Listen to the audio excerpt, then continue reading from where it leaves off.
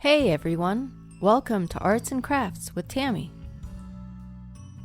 I'm going to try to make a resin bowl today, and I'm going to actually make it with this confectioner's mat. It's a it's going to be extremely thin bowl, but I was curious to see if it's going to work out.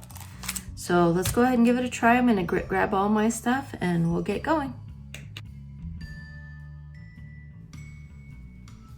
Okay, so I have my mica powder and I'm going to add just a little bit of glitter.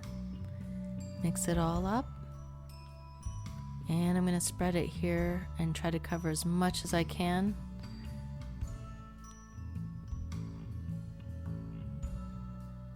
It's a little thin, so I have to add a little bit more.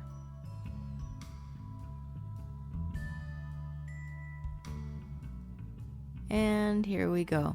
Completely covered. I'm going to wait a few hours and then test it out and see if it works.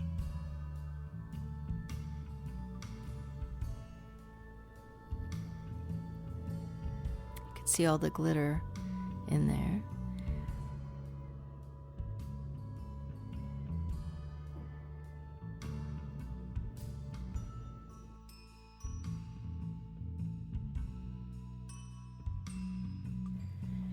So I went ahead and grabbed a bowl and I wrapped it with saran wrap, and I tried to do it as tight as I could so there's no creases.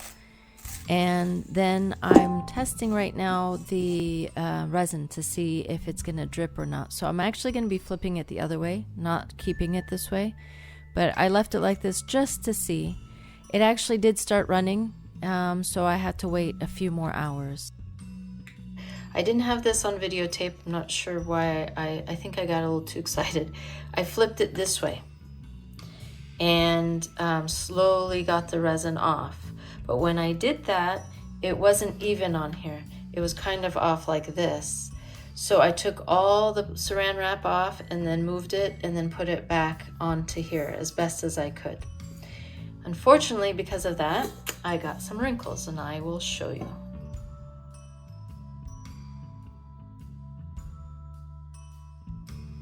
And no matter how much I tried to straighten up the saran wrap, I couldn't get it to straighten. So I had to just kind of surrender to it. Since this was my first time trying, I figured, let me at least see if it's gonna work.